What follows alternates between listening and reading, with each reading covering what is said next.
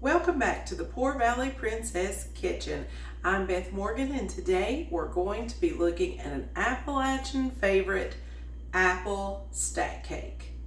This cake has been made for generations by people in this area because of the handiness of apples, the fruit that's used, and the simpleness of all the ingredients that are combined to make up this delicious cake. So let's get started. We're gonna start out by taking a half a cup of Crisco. You can use any type of shortening that you wish, but most people in this area do use Crisco. So we're gonna start out with half a cup of Crisco and get that beating.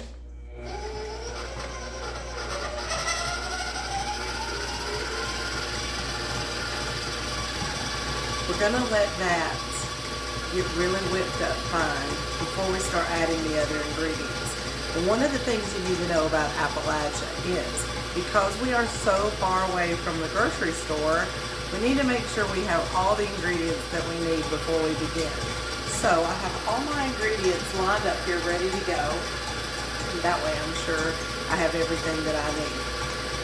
Now that the Crisco is nice and light and fluffy, I am going to add in the sugar. This recipe calls for 1 cup of sugar.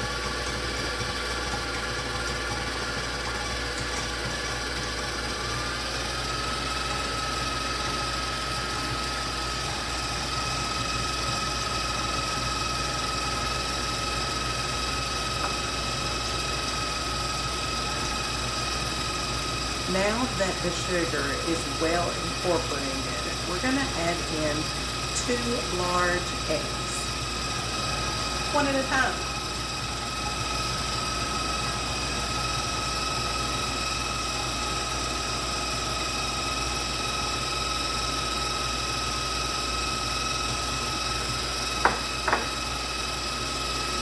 While the eggs are getting mixed in, we're going to get our milk ready to slowly pour in.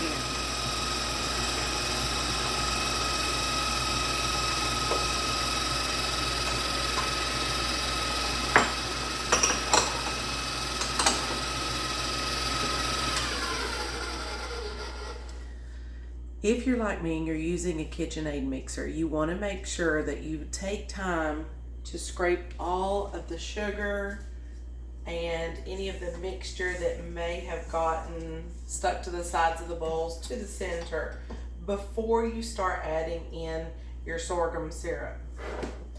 Now this sorghum syrup that I'm using today is actually from Poor Valley. This sorghum syrup was derived from cane that was grown by my dad and his brothers here in Poor Valley.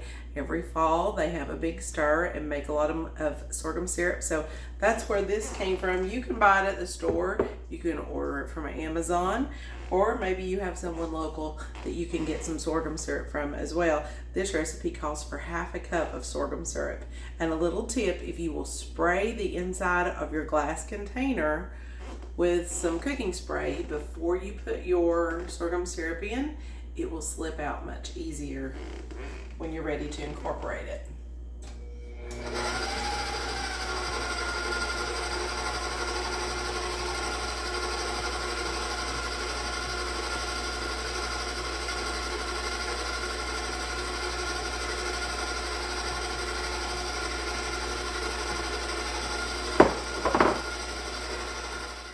Now we're ready to incorporate the dry ingredients. This particular recipe calls for 5 cups of all-purpose flour that's been sifted.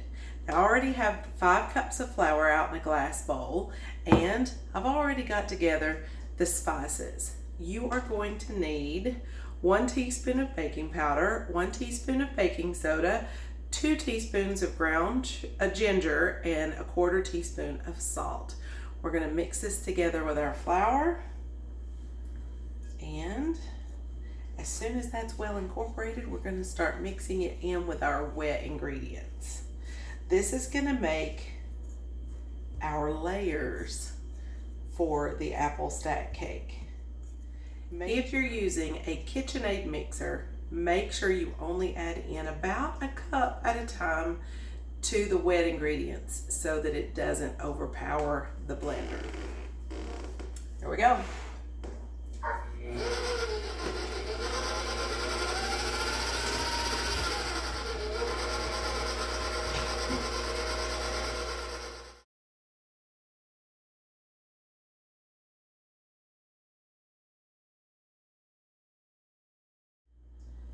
Once you've incorporated all of your dry ingredients into the wet and you have your dough made, you're going to want to turn that out onto some parchment paper and divide it into 7 equal parts. You are probably going to need to flour your surface first, just to make dividing that dough up a little bit easier. You can see it's going to be thick coming out of the container, and that's okay. We are going to be dividing this up into 7 equal size parts, putting each part into some parchment paper or some wax paper, and then we're going to put it in the refrigerator so it can chill, and that dough can get ready for us to roll out for each individual layer to be baked for the apple stack cake.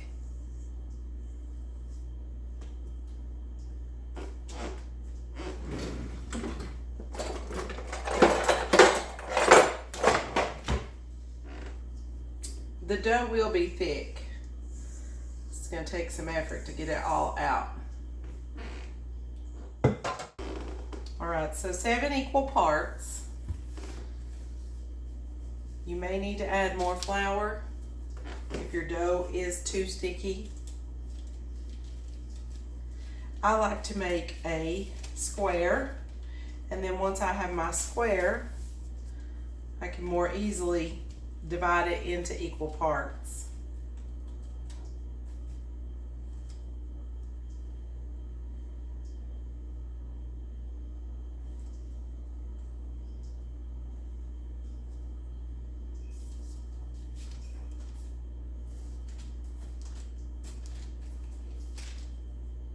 Okay, so once you've got your dough divided into 7 equal parts, go ahead and roll it into a small ball, such as this. Place your ball of dough inside of some paper. Wrap that up. It's going to go in the fridge. Now I'm going to work on the rest of these 7. We're going to let it chill, and when we come back, we're going to put them in the oven and put our stack cake together. And now the fun part. Our dough has been chilling in the fridge for an hour. I've pulled out the dough balls, and they are nice and chilled and ready to be formed into our layers for the apple stack cake.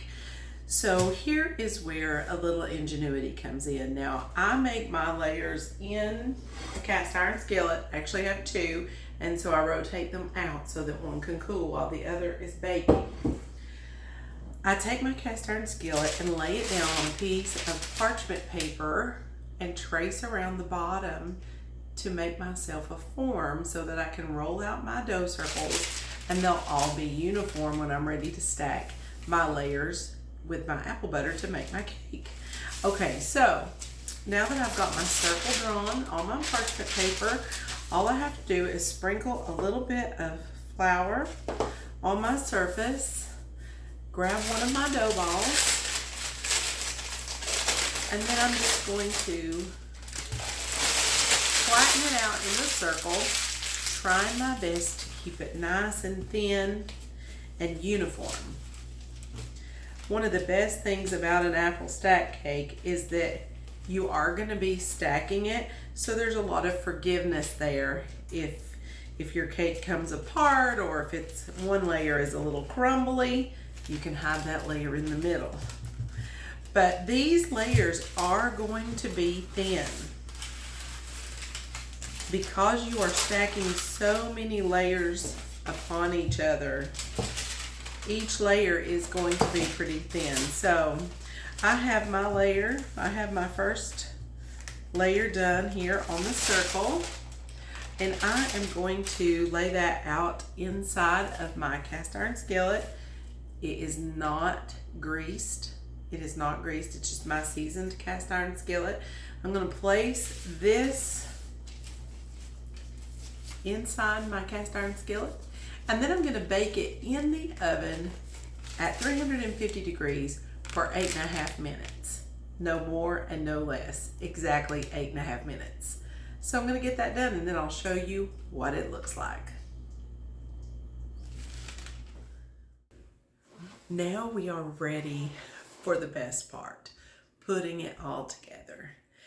Now remember earlier in the video, I told you that it was okay if some of your layers broke or didn't look great, because it's very forgiving when you layer those layers in the middle and kind of glue it back together with the apple butter, which is what I'm going to have to do with this layer.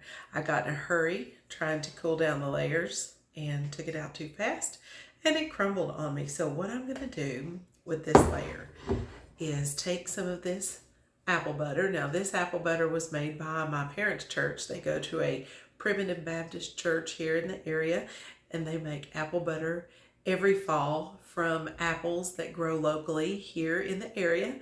And so this is apple butter that was made by them, and this is pretty thick apple butter. But I'm going to take some of this apple butter and I'm going to spread a thick, generous layer on the bottom layer of cake. I want that bottom layer to be very thick with apple butter, because think of it as the glue to the rest of your cake. It's going to be your solid foundation, so to speak. And so I've got my glue on, my thick layer of apple butter is on my bottom layer. Now I'm going to take the layer that crumbled just a little bit, and I'm just going to place all those layers back on and glue them back together with some more apple butter, and it'll be fun. Nobody will ever know. And so this time I'm going to take, that was pretty thick apple butter. This next jar that I have is not quite as thick. So I'm going to put some thinner apple butter. Some of the stirs turn out thicker than others. I'm going to put some of the thinner on this next layer. Spread that out really well. And then I'm just going to grab another cake layer, and I'm going to place that right on top of what I've got so far. And then I'm ready to get more apple butter, and I'm just going to keep layering that. And you want to make your apple butter layers pretty thick, because as it sits over a few days, that moist apple butter is going to seep into the cake, and that's just what makes it so delicious. So make sure you're spreading on, oh, I hear my dog. Make sure you're spreading on the thick apple butter. That's Archie, my dog. It is a little bit rainy today, a little bit snowy, a little bit rainy, and he just wants to be in here with me, and I made him go outside while I was doing the video. So he is outside right now, and he's not happy about it.